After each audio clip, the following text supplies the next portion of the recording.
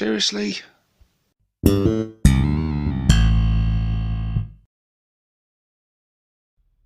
Hey people, and welcome to another Orc Tactics video with myself, 6+ Stevo. It's been a little while since the last one, so apologies for that. Life's been a little bit busy. But yes, as promised, we are finally here looking at the kill rig. This comes in at 200 points. It has had a points drop as of today, actually, at the time of recording this, as have a lot of our units in the balanced data slate. So yeah, a lot of my previous videos when giving out the points are now incorrect, along with all the other incorrect information that I regularly give in all my videos.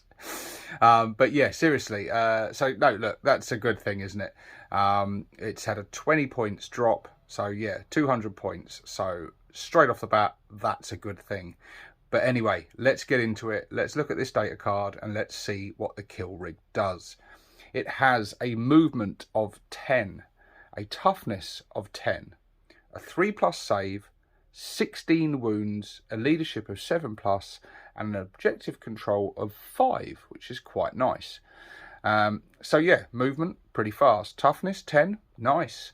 3+ save, 16 wounds. So yeah, it's got a nice stat line. Good movement, good toughness, good save.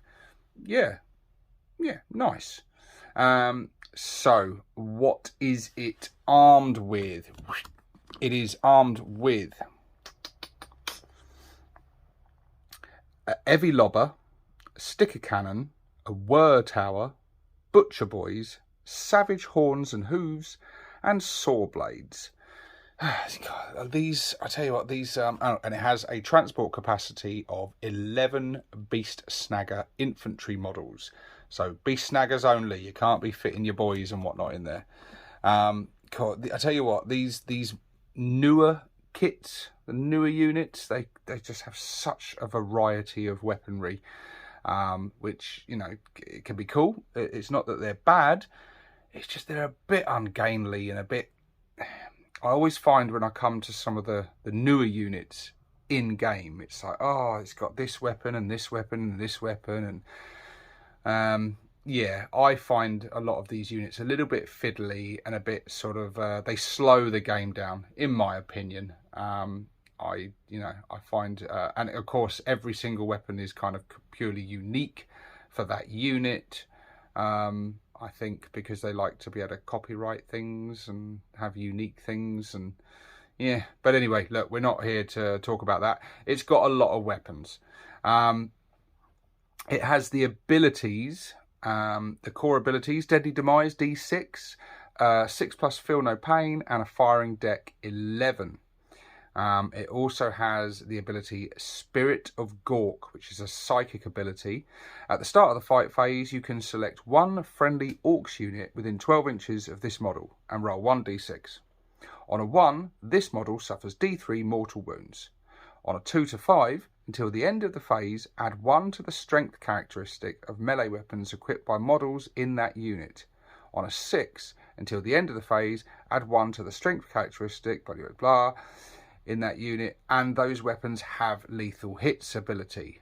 Very, very nice indeed. So it can buff units nearby, and not just Beast Snagga units either, just Orc units. So nice that it, although it can only transport Beast Snaggas, at least it can buff all Orc units. So a bit of a risk. If you roll that 1, you suffer d3 mortal wounds. No biggie really. This thing's got 16 wounds, so I think the risk is definitely worth it.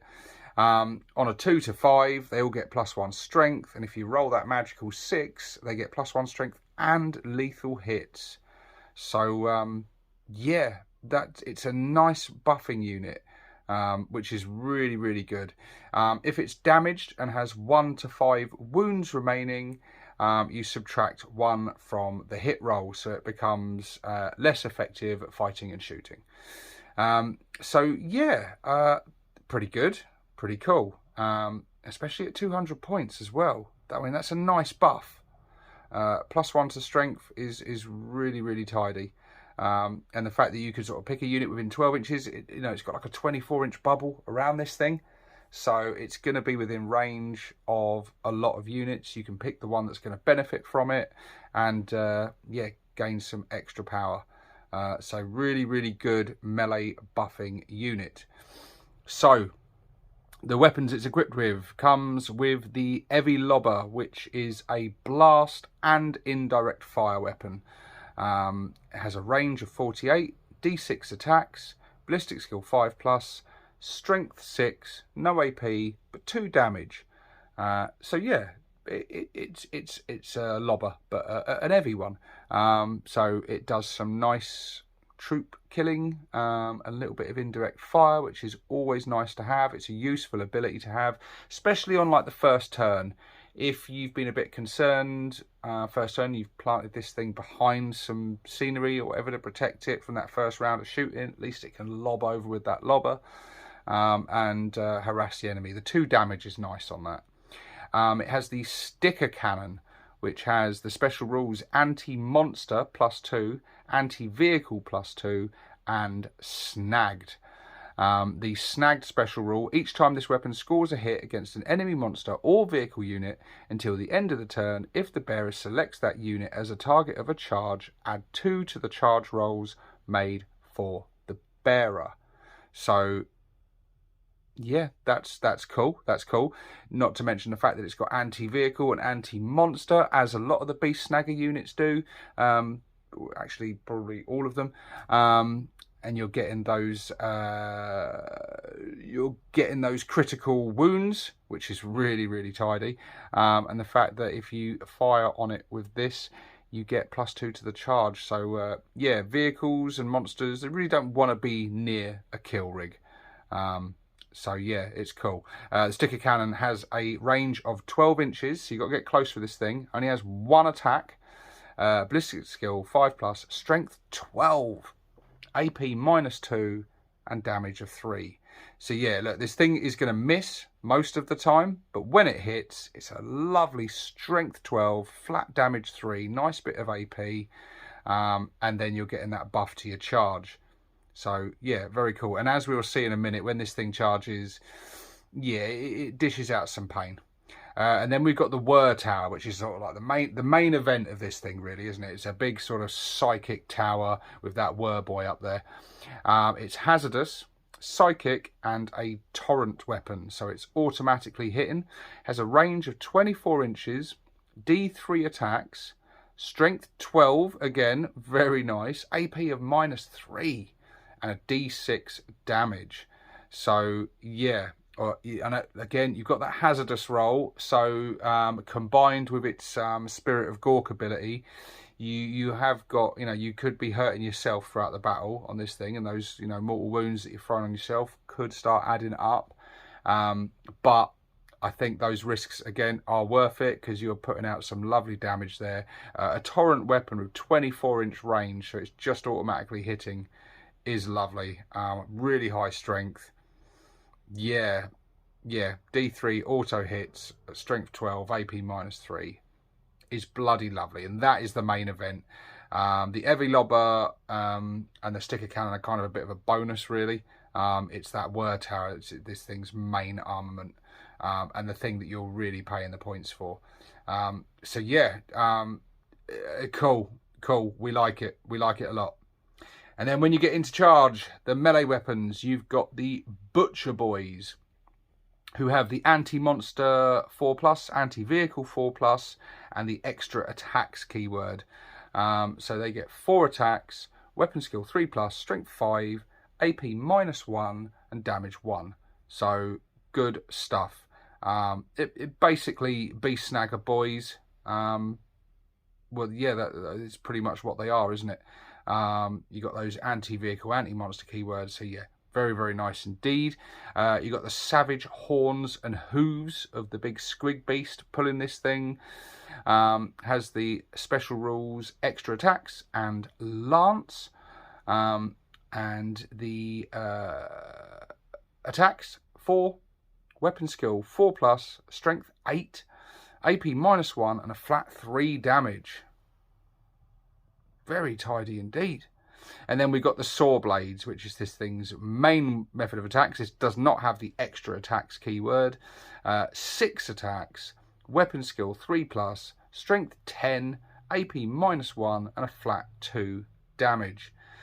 So yeah, it's 14 attacks are coming off of this thing in combat, all of which are pretty nasty, especially if you're a vehicle or a monster. Very, very nice indeed. This thing's a bit of an all-rounder. It's got some nasty shooting, some nasty melee. It buffs other units nearby.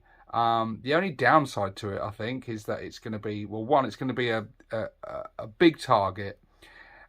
Focused anti-tank fire isn't going to have too much trouble. It is only toughness 10, 3+ save, 16 wounds, which in the current game with vehicles and things isn't the best. So yeah, I think as this thing's going to attract a lot of firepower, and could be taken out fairly easily. It's quite a sizable miniature as well, so it really is going to attract attention. And the fact that it's going to hurt itself with that word tower sometimes, and the Spirit of Gork.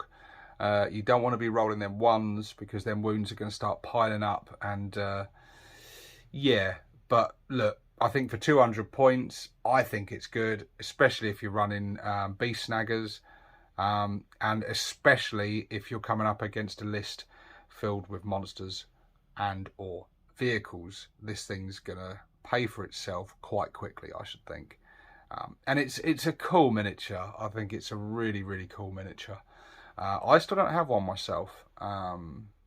I would like one, but I know what I'll do if I get one. I won't end up building it. I'll end up robbing all the bits and using them for conversions, because I look at this thing and I just think, oh, there's so much you can do with this thing.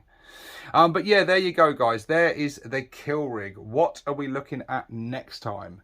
Well, it's pretty obvious, isn't it? If we've done the kill rig, we then need to go to the other variant, the hunter rig. So I'll see you on the next one, guys. This is 6+ Stevo, signing out.